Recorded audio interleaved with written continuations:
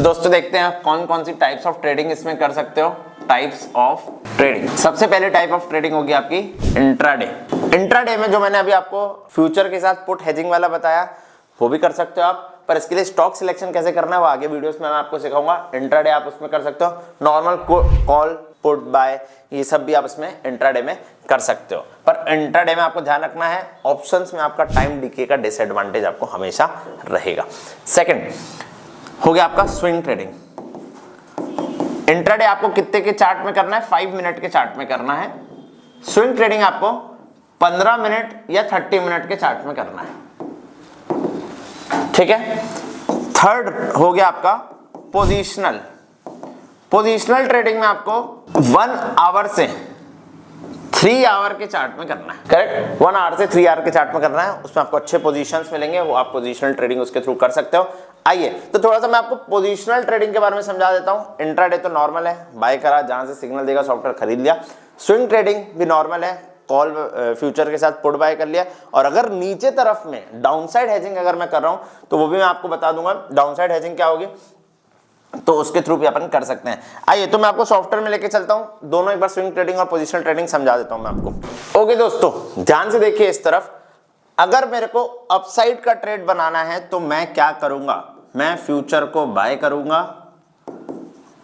और एटीएम की पुट को बाय करूंगा। और मेरे को डाउनसाइड का ट्रेड बनाना है तो मैं डाउनसाइड में क्या करूंगा, फ्यूचर को सेल करेंगे और कॉल को बाय करेंगे, ठीक है। आइए मैं आपको सिखाने जा रहा हूं पोजिशनल ट्रेडिंग कैसे करते हैं। चलिए देखें, रिलायंस बेस पे मेरे को एंट्री दी है 2409, तो 2409 पे मेरे को एंट्री मिली, मैं 2409 से चलना स्टार्ट हुआ। यहां से मैंने क्या ट्रेड लिया, अपसाइड, जहां मेरे को इसने अपसाइड ट्रेड दिया तो मैंने अपसाइड ट्रेड लिया। मेरे को लगा कि 2409 के बाद यहां पे बहुत ज्यादा रिलायंस बढ़ चुका है, या मैं फॉरेन इन्वेस्टर का भी आपको आगे सिखाऊंगा। फॉरेन इन्वेस्टर अगर बेचना चालू करता है तो मैं भी यहाँ पे बेचना चालू कर देता हूँ। तो यहाँ पे ये अप्रॉक्स पहुंच गया 2590, कितना पहुंच गया 2590 अप्रॉक्स सब कुछ ग्रीन था। तो मैंने कितने पॉइंट्स कैप्चर करे 2409 से अप्रॉक्स 190 पॉइंट, 180 से 190 पॉइंट मैंने कैप्चर किया। 250 का लॉट है, 100 पॉइंट में 25,000 और 200 पॉइंट के आसपास में 40 से 50,000 डन होते मेरे। अब मैंने क्या किया, यहां पे जाके मैंने इसको क्या किया, कॉन्सेप्ट ऑफ पुट शिफ्टिंग लगाया। कॉन्सेप्ट ऑफ पुट शिफ्टिंग, अब कॉन्सेप्ट ऑफ पुट शिफ्टिंग क्या बोलता है कि मैं वहां पे जाके मेरी जो पुट मैंने बाय करी थी 2400 रुपए की, यहां पे उसको काट के मैं नई पुट खरीद लूंगा जो कि होगी 2600 की पुट। 2600 की नई मैंने पुट खरीद ली। अब मेरे को क्या होगा कि मैं यहां पे आके सेफ हो गया।